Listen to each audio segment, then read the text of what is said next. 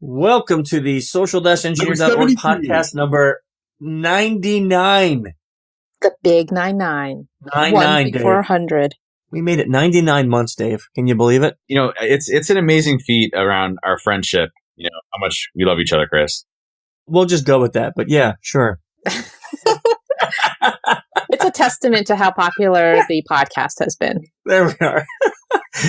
Also our friendship and love for each other, Ping. I mean, we've gone through so many different, things and gone through so many different areas of just, problems in our lives, but we've all been there for each other all the time. It's been amazing.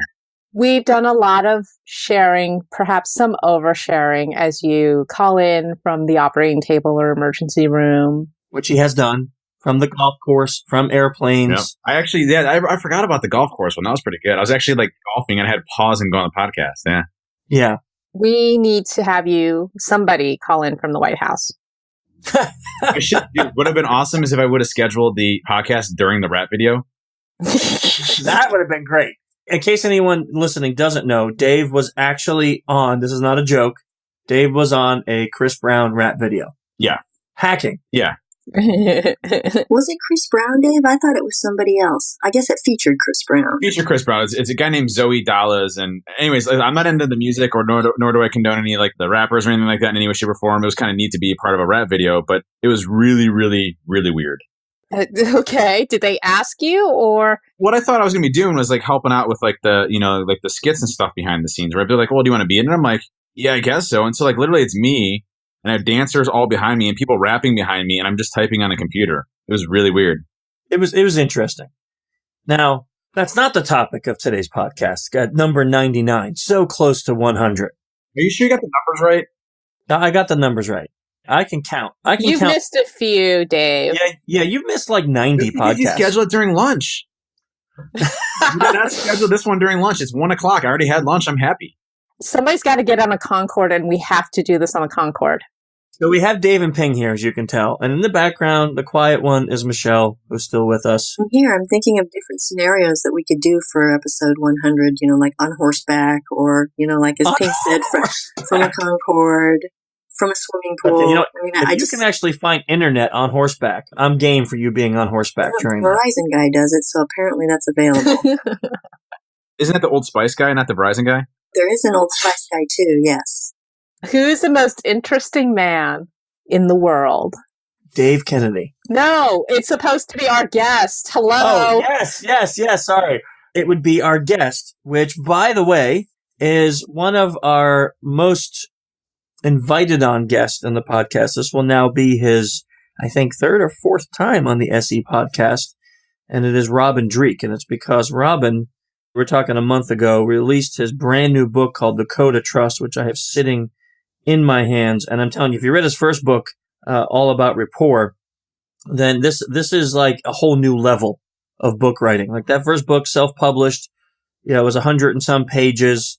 He put it out all by himself. This book being right through an actual publisher, it is just not only a beautiful book, but the content inside is amazing. So it kind of takes those 10 steps of rapport and it boils them down to something even more concise. And that's what we want to talk to Robin about today, is how to apply this in our lives, the code of trust. So let's get Robin on now.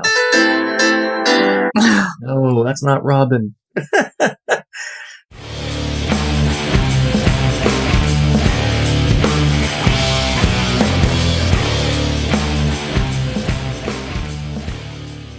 Robin Dreeke back again for, what is this, the third or fourth time? Might be fourth. Our most returned guest on the SE podcast in 99 months of doing this. That's a lot. That's a lot. It's fun, too, just because we all know each other really well, so it makes it even more fun.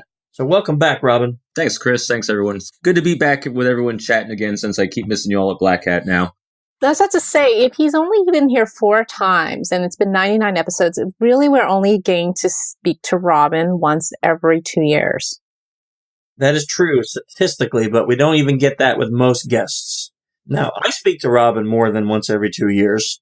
Oh, yeah. Chris and I correspond a good amount because I talk to friends all the time. They're dealing with cyber issues or hacking issues, or they ask me my opinions on things. I say, I don't know anything. I talk to Chris. And if Chris says it, I do it. probably the only guy in the world of cyber, besides you guys, all you guys I trust implicitly, but I go out to Chris, I say, what should I do? And if he says it, I do it. I say, click on this EXE I'm sending you. No, I don't. I don't do that. Yeah. Okay. And Shell. But if you haven't heard one of the previous podcasts, then let's give a little bio on Robin. Robin is presently the Director of Behavioral Analysis Unit for the FBI. So we have to say our little disclaimer, which is right now, all of the things we're talking about do not represent the opinions of his employer, but they are just Robin's opinions. Was that good, Robin? Yeah, it's good enough. Not currently running the behavioral analysis program, waiting to retire here in a couple months. But yeah, I ran it for about 3 years, over 20 years with the FBI, Marine Corps, Naval Academy, all that type A hard charger stuff that really hurts you in life. Hoorah. Hoorah. I know, Dave. And you are world-renowned author. With your second book. Yep, working on world-renowned, working counterintelligence for over 20 years. The folks that we're trying to counter from hurting the United States has been Russia and China, and the first two people that actually bought the book overseas was Russia and China. Maybe they recognized your name. No. Yeah, it might have. That's it's kind of funny. So we'll see what they do with it. Big book burning or something over there. It's interesting, and I want to get the history of this. So for those who have not tied in before, your first book, which is all about rapport, the 10 steps to build rapport with anyone fast, actually, we can kind of credit part of it back to the SE podcast because I had a guest cancel. And we called you last minute from a hotel and said, Robin, I need you on a podcast like in an hour.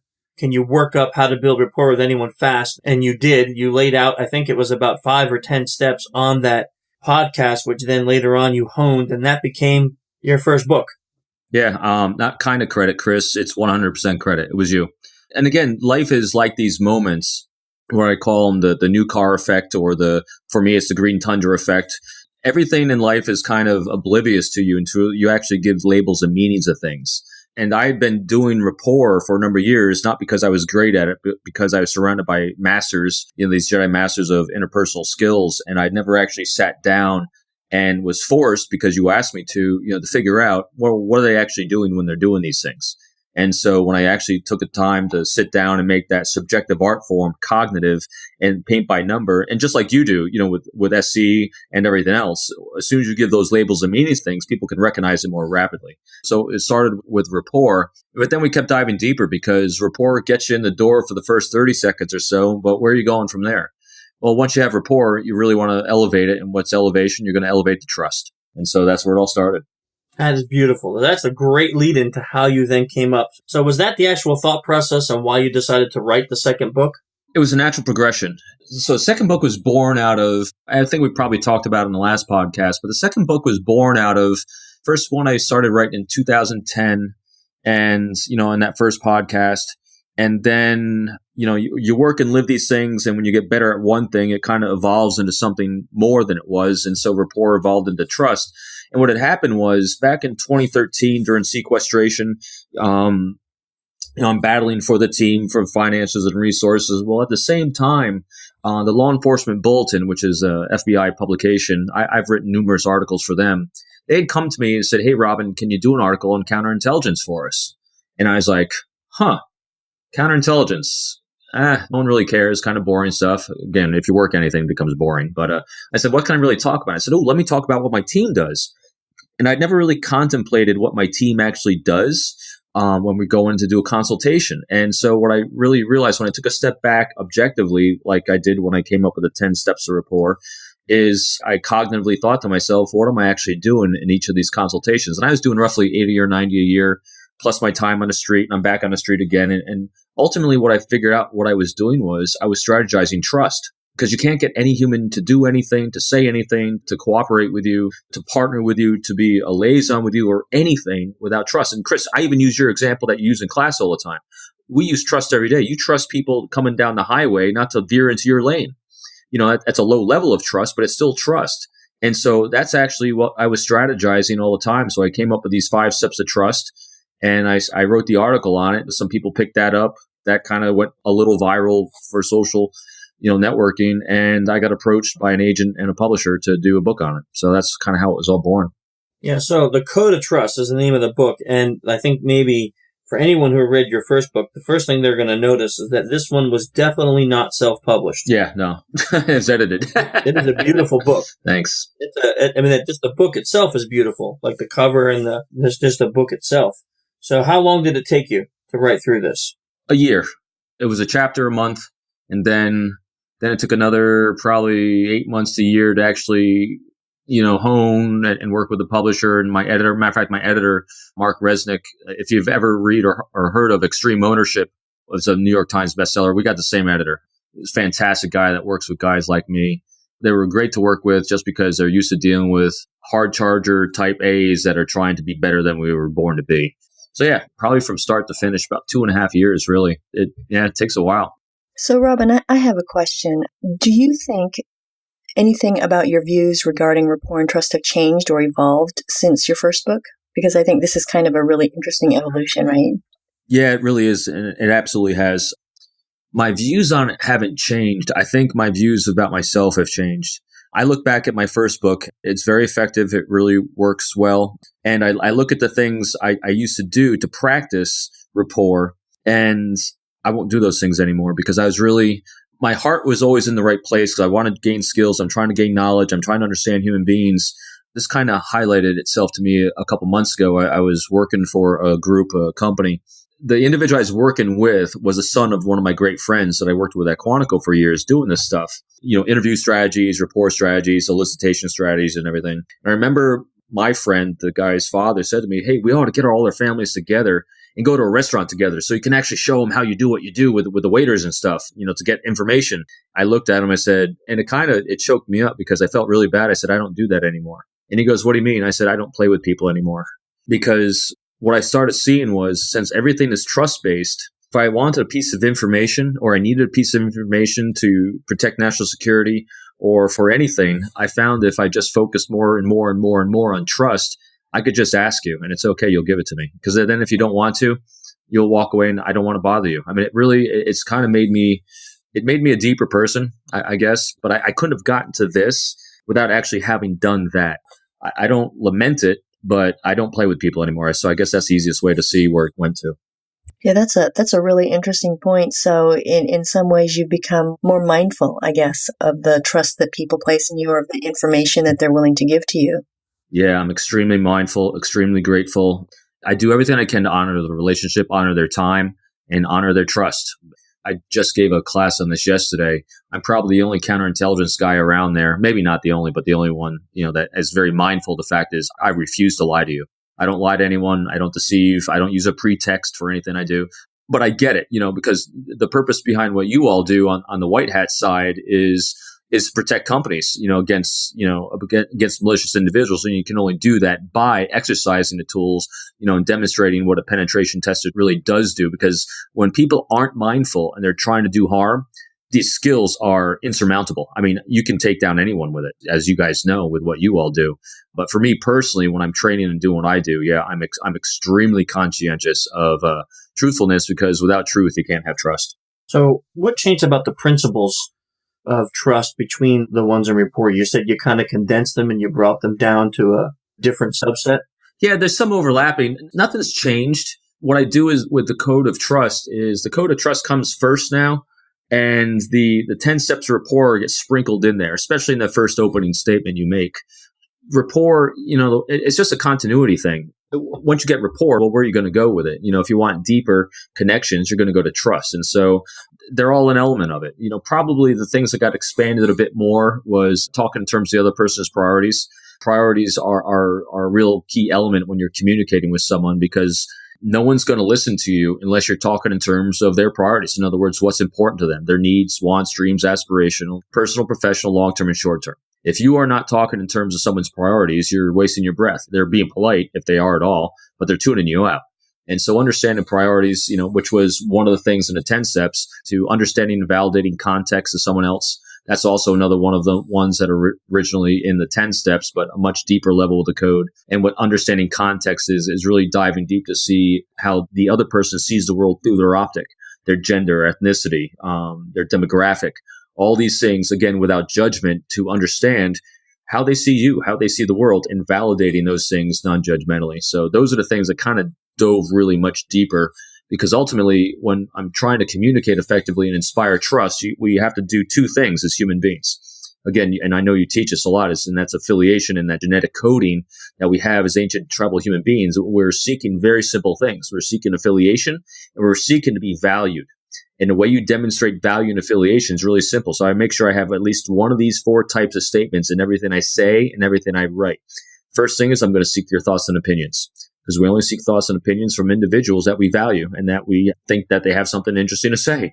Second, I'm going to talk in terms of those priorities, those needs, wants, dreams, and aspirations, personal, professional, long-term, and short-term, your challenges in life, the things that are important to you. Third, I'm going to validate you non-judgmentally for your context of how you're seeing these things. Again, and all that is validation. It's not like agreeing with someone. It's just seeking to understand, which is much deeper than a surface agreement. And then finally, I'm going to empower you with choices, because we do not give people choices unless we actually value who they are and the options and decisions they're going to make. So that's how the whole thing kind of get wrapped together. Now, let me ask you this question, though. How do you know someone's wants and dreams and desires and all those things when you have just met them? I'll do one of two things, and probably a lot of times I do both of them together. First, I'll apologize if I don't know any of their priorities or their context. I say, listen, I have no idea why you would want to talk to me, but I'm hoping that some of the resources I have right here, and I tell them what I can offer. And I said, hopefully some of these might be useful to you, but if they're not, if you have any ideas that you can share with me that I might be able to do for you, I'd like to talk about them. And or I can always rely on an assistance team. And again, that's a subset of the first 10 steps, because human beings, we are hardwired to give a level of assistance to others. If we ever need it in kind, we won't get it and we'll, be left to die. So it's a part of reciprocal altruism going back to ancient tribal man. So if I have nothing else, I rely on a slight assistance team. And then whether that's an assistance to me or not, it actually can be assisting someone like you. It's like a typical thing I'll generally offer a company I'm going into, saying, listen, I'd hope you'd want to cooperate and do something patriotic. If not, I understand. But hopefully with what you're willing to share, I can kind of put that in our system so that other people can see what you're seeing, so we can see what normal looks like. And you might be able to help prevent another company being targeted like yours is, or might be. That group assistance mentality that will bear fruit a lot of times. Okay, so if you don't know, if through OSINT or other research, you don't know, the person's interest level, then you will just go with the base human interests that you think everyone will want to respond to. And I tell them about it right up front. I mean, when you actually walk into a situation and you have full disclosure and you're not trying to keep the guy behind the curtain, and you actually drop the curtain as you're walking in the front door and saying what your corporate policy is, or this is what we normally do, it really puts people's guards down, because it's being genuine and sincere. If I don't have a reason why I can figure out why you'd want to have a conversation with me, I'm going to tell you I can't figure out a reason why you'd want to have a conversation with me, but I'm going to do the best damn job I can to make this enjoyable for you. What is important to you? What are your challenges? And if you share your challenges with me, I can actually share with you whether I got any resources that might be able to help you with those challenges. When I first came on the team years ago, we used to marvel at the great ingenuity we'd come up with for some hardcore undercover thing, or using, surveillance teams and all these great things that took a lot of people, a lot of resources, a lot of financial backing. And I remember one time, it was actually up in Pennsylvania, somewhere around you, Chris, where I actually said, hey, here's what we got. And this was a small, like 5 or 6 man, office. And I remember the team leader at the time said to me, well, how stupid is that? These guys can't do any of these things because they have 5 people in this office. They're not getting any funding and they don't have any of these resources. So you're totally wasting their time by coming up with these great imaginative ways to do things. We got to keep things as simple as possible, as honest as possible, and truthful as possible, so they can make it as easy as possible for them to accomplish it. And you know what? It damn works. It really does. It's a funny thing, that truth thing. I have a question. It's a little bit out of order. Do you feel that to get the most out of this book, they had to have read your first one? No. Certainly they're complementary. Yeah, they're complementary, but definitely not. So my first book is kind of a quick manual, I would call it. It's got my 5 exercises at the end, and it's a quick manual on quick techniques. I give you a definition of what it means, and then you can go execute it. This book, because we're trying to broaden the audience and go to a much larger market, it's the same kind of format where there's an anecdote, an example, and a tool in each chapter. It's the anecdotes actually follow my 20-year career, basically. They're much more in depth. So that's part of it. And then also we put a smaller version of, I know Chris uses Disc. I have a modified version of it. I tinkered with over the years. And so we've got a smaller version of that in there. We do exercises at the back of this one now, drills. So you actually can really practice these things. And the glossary is pretty extensive too. So even though page number, it looks like it's a thick, book that's going to kill you. It's a very quick read because of the stories. And also you got these different things in there that kind of break it up.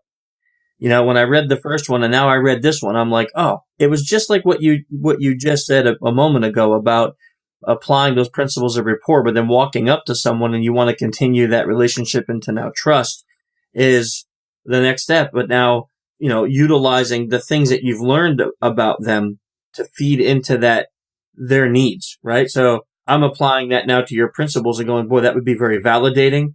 That would be very altruistic. There's so many different principles in your first 10 that something like that very simple one thing would apply to if you were to use it. Yeah. I mean, I use this analogy all the time too. The first 10 techniques of quick rapport, you'll get cooperation. You'll get maybe 5 or 10% effort from someone. They can share a little bit of information. You can use them with, SE engagements and things like that. Very effective.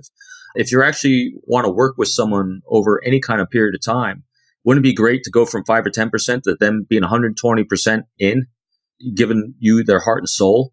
That's what this is. It's like, how do you develop strength and trust at a level that you're mutually there for each other and each other's prosperity unconditionally?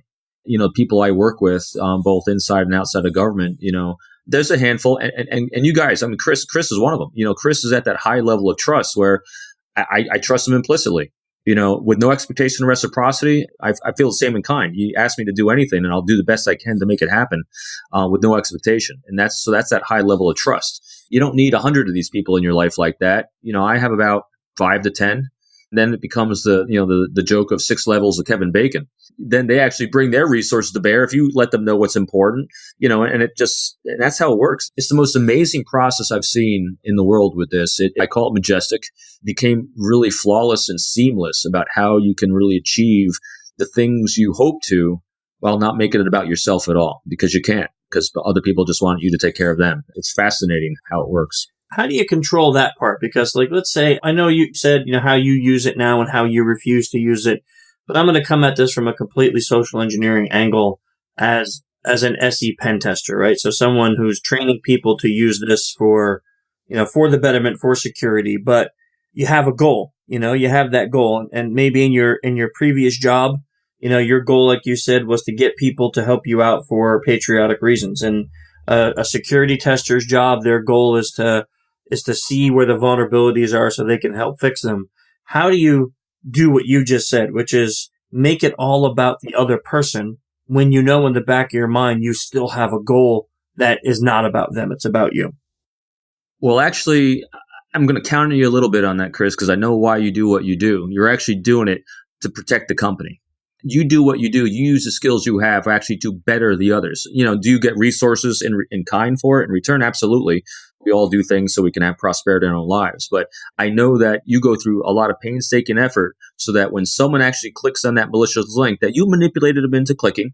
Absolutely. Using these skills, you can use the code of trust for this. Absolutely. You put a time constraint on it, so it becomes a form of manipulation. But the purpose of it is to better them. You give them immediate reward on the fact that, hey, congratulations, you just clicked this link and you learned what you shouldn't do. So have some training. You're doing it for them ultimately. So that's why I think this all works exceptionally well.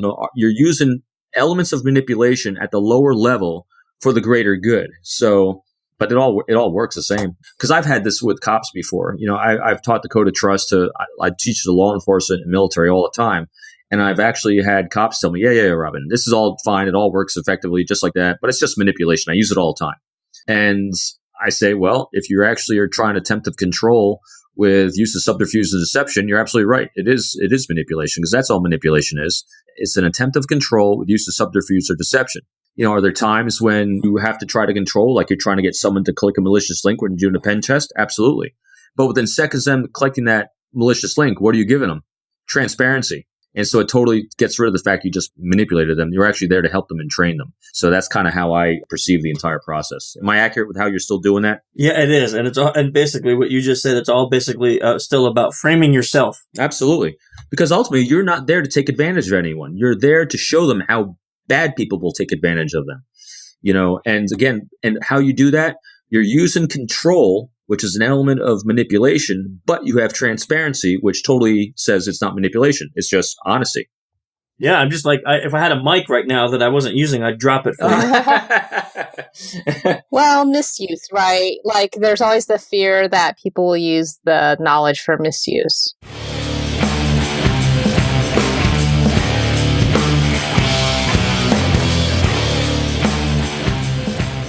Well, Michelle, let's take a quick break from the show to discuss what we have going on here besides complete insanity. Well, I guess at this point in the year, we're talking about 2018 and, what we got coming up.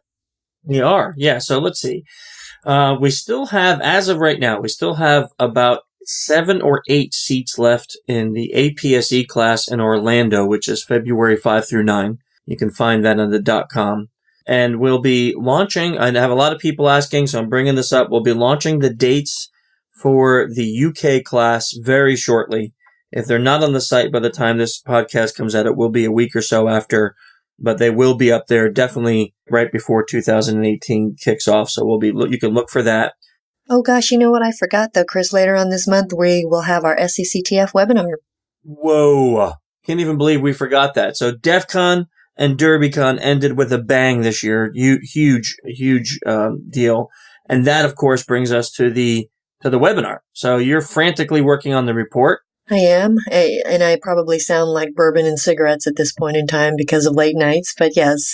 But that's okay. We like that. And then we're looking at the 28th, right? Is that the date? I believe it is. We have sent out invitations or made an announcement on our social media. You can see the signups for the webinar. So November 28th, you can find the signups on the website, on our Twitter account. There, you can sign up for that. It is limited seats. We don't have unlimited, and we'll be recording that. That will be live. You get to stare at Michelle and I for a couple hours talking about that. I don't know why anyone would not want to join. That's not creepy at all. Yeah. Not creepy at all. Maybe we'll just have you stare at Michelle. No, just kidding. That's even creepier, I think. But you have that, the 28th. So, and you have APSE for Orlando and the UK. And I think besides that, the only other big announcements are going to be finishing up the 4th book. That will be coming out early 2018. And I don't think there's anything else, is there? Nope, not right now, but more to come soon. Well, then back to the show.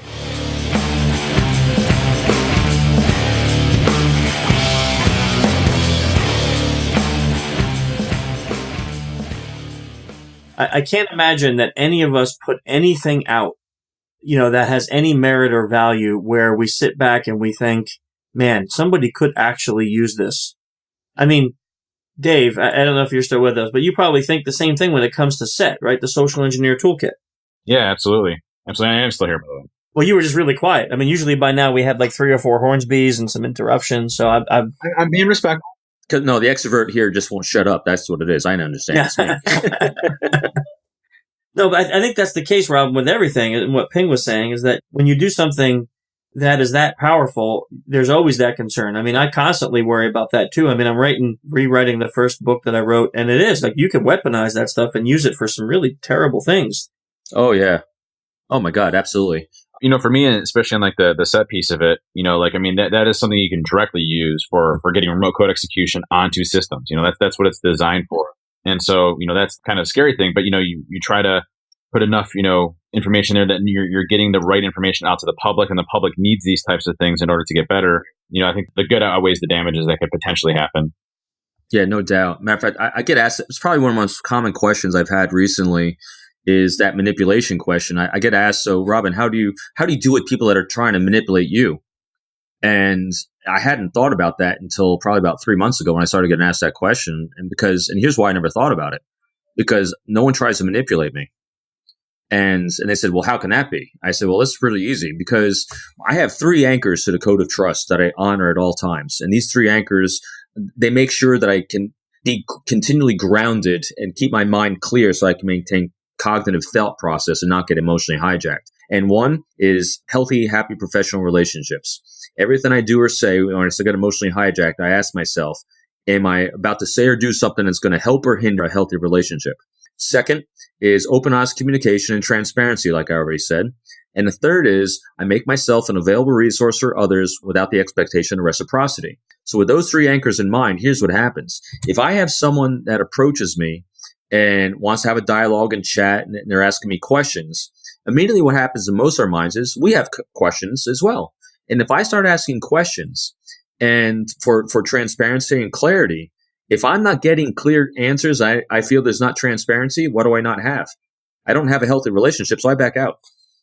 So it doesn't even get to the point. I don't even attempt to think that you're deceiving me because, as you know, it's very hard to pick up deception. I just know that we don't have transparency.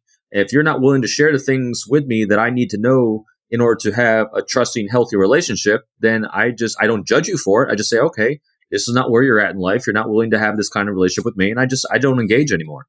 And so I think that's a really easy self-writing thing is I don't start rationalizing, oh, maybe he's this or maybe he's just having a bad day. That's could all be well and good. But you know what? If you're not going to be transparent with me on the things I need transparency on, then it's not healthy and I just won't engage. But translate that into the workplace, Robin. My supervisor, hypothetically, right? A person's manager doesn't share, isn't transparent. Their workforce doesn't trust them because they don't have any transparency. They can't just not engage, right? Because everybody's got to work together. Absolutely. And so now you have a choice. You're making a choice to stay in an unhealthy work environment. As long as the reward you get personally out of it outweighs the fact that it's an unhealthy work environment, stay in it. But now it's a choice. And so we can override our emotional getting angry or disgruntled or anything. Well, it's all a choice. If you're living in that kind of work environment, it's unhealthy. It just is what it is.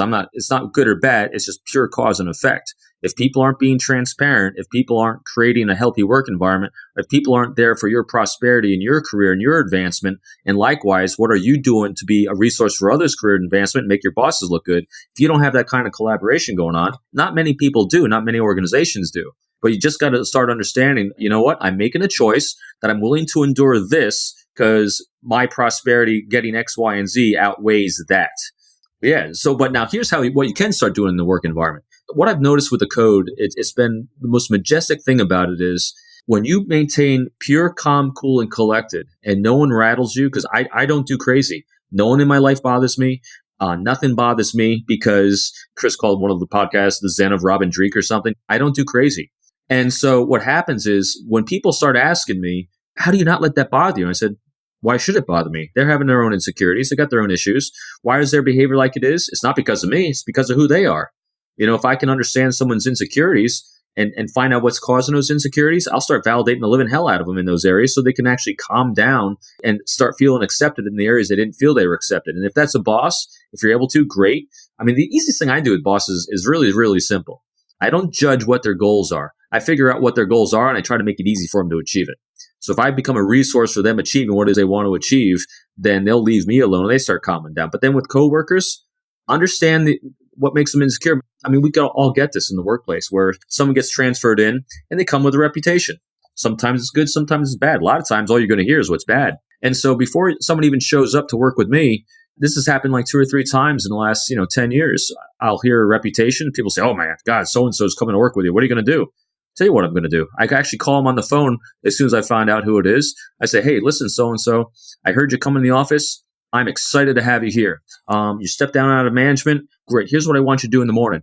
Get up, have breakfast with your kids, get them on the bus in the morning, throw your alarm clock out, come on into the office when you're ready to come in. I want you to start out the day great because that's what life working here is all about. Second thing, you have any boxes that you're shipping in? You got any stuff? Absolutely. Send them to me. I'll make sure they're getting your pod. Matter of fact, I went to your pod and I all set it up for you the other day. Your computer systems are up. Your phone was down. So I put a ticket in for that. So it should be ready to go when you get here. Matter of fact, and every Friday we try to go out and grab a burger and a beer after work. If that's something you can do with us too, we call it fellowship. What's the likelihood they're going to come in with shields down and insecurities out the window compared to whether they think they're coming in and someone hates them already? Yeah, I'm thinking likelihood is pretty high that they're going to come in a little bit better. You just got to figure out what people are insecure about, and make them feel secure around you. Don't be threatening. Put that ego aside, put that vanity aside, any sense of superiority, put it aside, because no one cares. Except for that person. Yeah. And if that's what they care about, great. We're all working on something. My wife tells me all day, we're all working on something. We're all born perfect. The world messes us up for 19 years and we spend the rest of our lives trying to screw it. So just take it for granted. We're all working on something. And if you can do two things, during the course of every day, or at least every couple days, seek to find someone's greatness, because everyone's got it. Might not be professional. I mean, a lot of people, their greatness I found is as a father, as a husband, as a wife, as a mother. And the other thing is find out what people's priorities are. If you take that time every day to figure out what someone's greatness is and what's important to them every single day, you'll start talking in terms of those things and people start listening. I think it would be great for people to hear, Robin, how things have changed for you professionally based on this new kind of mindset and outlook that you have. I would imagine that there have been some significant changes.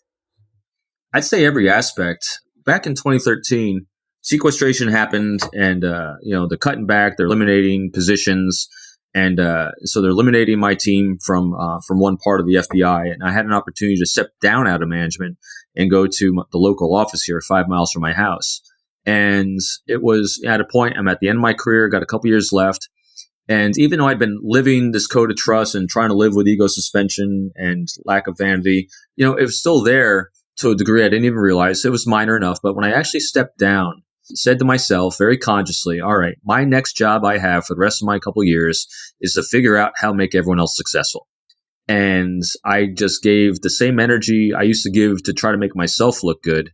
I gave that same energy to try to make everyone else look good. Oh my God, that's when everyone wanted you. That's when life became easy. That's when people, said, I want to be around that guy. I want that guy to teach. I want that guy to talk. I mean, it was just when I finally let go of trying to make myself prosperous consciously in any way.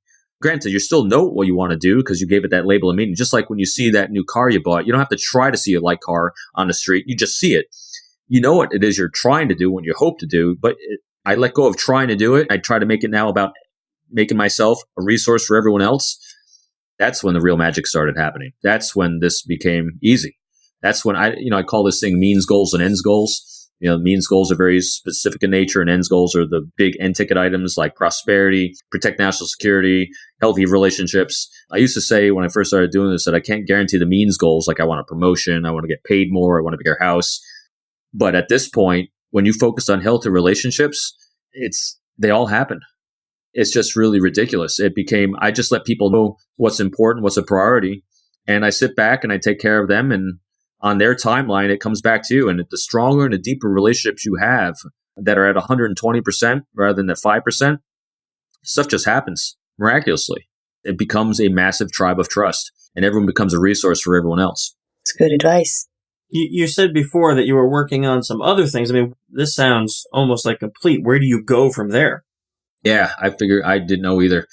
So I didn't think there was anything else. I figured I'll just get better at this. It is a journey. It's not a destination with trust. But what I started realizing was that you start getting a lot better at anticipating and predicting other people's behavior. Because when you're focusing so much on the priorities, needs, wants, and dreams and aspirations of others, and you start understanding how to make yourself a resource for them, and basically how does that translate in life? I figure out what your job is, and I figure out how to make it easier for you to do your job.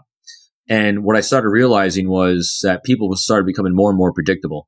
So this book on trust is about the behaviors you can do to inspire trust. The next one, the working title is Decoding Trust. It's in other words, how do you assess others and how do you assess whether they're trustworthy or not? And so the next one is actually looking at others. It's a different take on it because I don't view people as trustworthy or untrustworthy. You can trust them to do one thing, but maybe not another thing. Everyone's trustworthy to a certain degree because here's what you can trust them to do. And this is a guarantee of human behavior. If I can figure out how you define prosperity, if I can figure out what priorities are, and I can figure out what is most important to you, and I offer you resources to achieve those things, I guarantee you the behavior you're going to do. You're going to do exactly those things because it's good for you. And so that's what the next one's about. It's about understanding how to anticipate what others are going to do. I mean, that's what we're doing as penetration testers, as social engineers. You're trying to figure out what their priorities are, and you're giving them a means for them to take that action. Yeah, that next book's going to answer the question I just asked you, so you need to go write that. Well, when is it going to be ready? How's that? Robin, when will it be ready? The vampires are sucking on you. Tell us, we want more. Here's what I guarantee it won't be ready before, because we're going to, my publisher is going to want to probably really highlight the FBI stuff. And so in order to do that, I can't be working. So it won't come out until at least November next year. We got the proposal ready.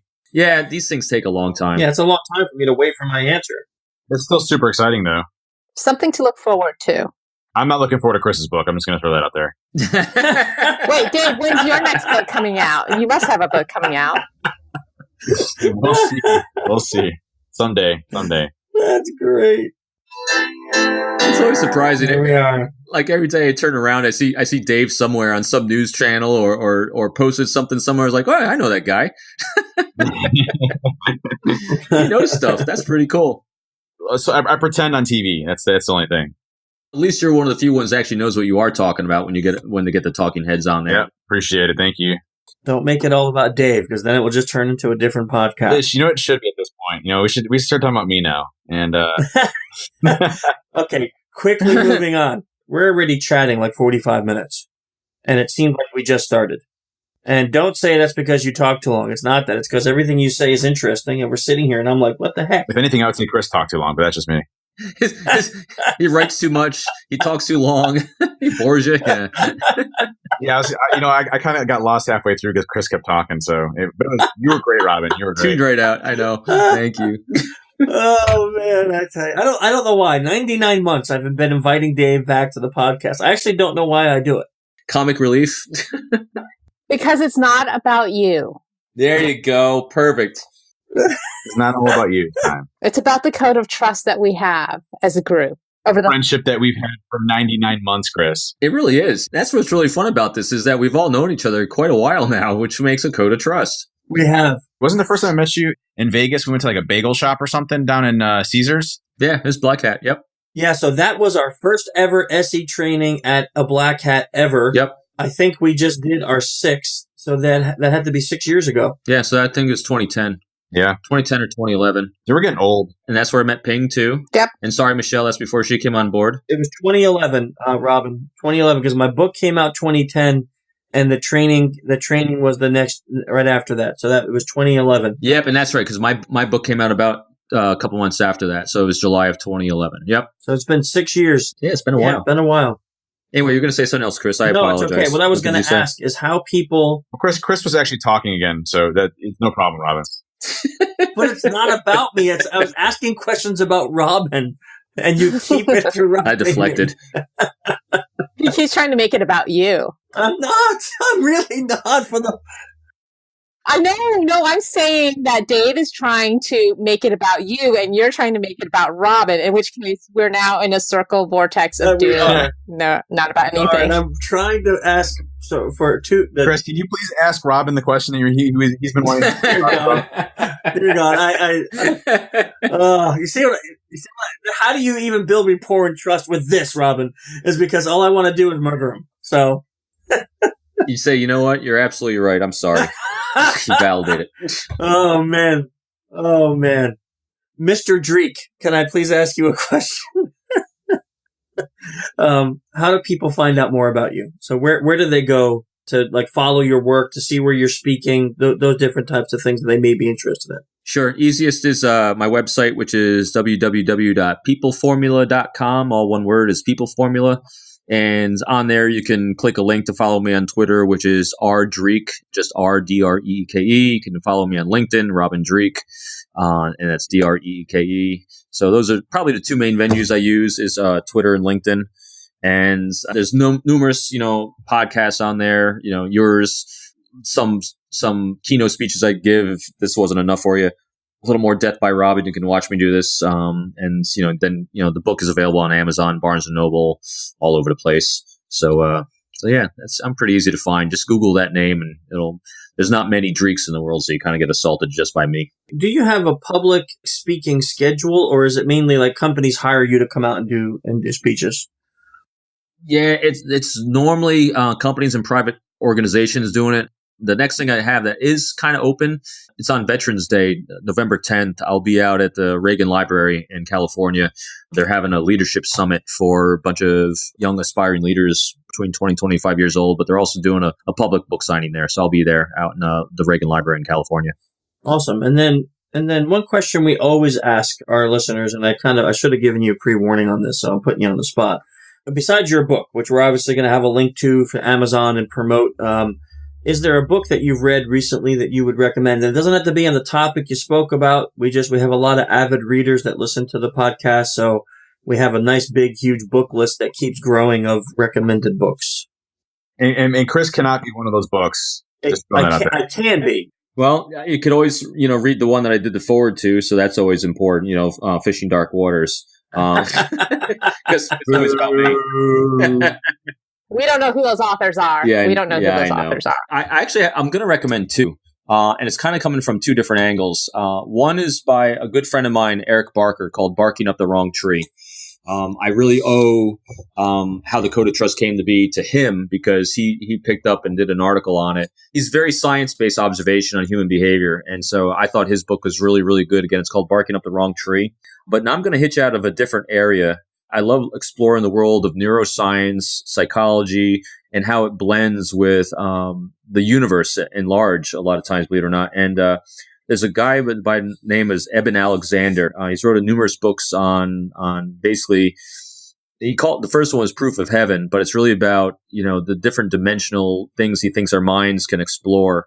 And he is a neuroscientist. Anyway, this book's called Living in a Mindful Universe, a neuroscience journey into the heart of consciousness. So it's a book on consciousness. And basically what we've been talking about the entire time is actually us as human beings and consciousness. So I enjoy reading stuff like that as well. So I'd say those two books. Great recommendations, especially since I gave you 0 seconds to think about it. So really appreciate it. I know. I got my Kindle with me trying to pull up the titles. Hey, Robin, have you read both of his books, The Proof of Heaven and the other one? Yes. Okay, cool. Have you? Thanks. I'm not. I'm ordering them right now as we speak on Amazon. So they're very thought-provoking, whether you believe in something after or not. They're very thought-provoking because this guy comes from a background as being a neuroscientist and a pure hardcore, atheist, believing there's nothing else. And he had an experience which will cause you to think very deeply about consciousness, which I absolutely love. To me, it all comes into the same thing. It comes to, how do we as human beings interact with each other, and how do we interact with the world around us? And how do we be a resource for everyone around us and their prosperity and what they're trying to achieve in their lives? Because ultimately that makes our lives much more prosperous as well. Absolutely. Appreciate that. Different, huh? Well, that's good. Hey, listen, we've had people recommend complete science fiction when they've come on the podcast, nothing to do with anything in the security field. And that's perfectly fine. We used to want only books that related to our topics, but I think the list on the .org site has become so large. It's just become a great recommended reading list, and we always link back to the episode. And I guarantee you these two actually help you explore the human condition more. That actually helps you as a social engineer and penetration tester because you start to understand human beings at a deeper level like we're talking about here today. And also the other thing why it's good, and including the science fiction books you mentioned, because what you're starting to understand is what do other people enjoy reading because those are their priorities and how you're going to talk in terms of them. It's all part of the whole. I can't thank you enough, man. As always. Likewise. Thanks for having me on. You guys get really booked up. I couldn't believe it took so long to get on again. You're rocking it, man. Good job. Before we end, do you like Bruce Hornsby or not? I only know Bruce Hornsby in The Range in one song. Other than that, since it's 80s or 90s, and those are now considered oldies, it's all I listen to. So I would listen to it, but I wouldn't say it's a favorite, no. What do you say? He said he would listen to it. Yet another guest. I know what it is. Yeah, Chris. He just said he was going to listen to it. What? I won this one. There it is. That's the one song I know. Isn't it good? I can name that. You know what I'm going to do? I'm going to send Michelle to go work for you just so she can kill you. So bad. Thanks, Robin. Oh, thank you guys. Thanks for having me on. Great talking with you all again. It's too long. Hopefully it won't be as 2 years again. We got to get it together at a sooner time frame, Robin. Break that next book faster. All right. Sounds good, Dave. Good show to y'all. Yeah. Thanks for all you do, man. Appreciate it. And good luck on the retirement. Likewise, guys. Hey, thanks. Yeah, I'll see you even more. That's awesome.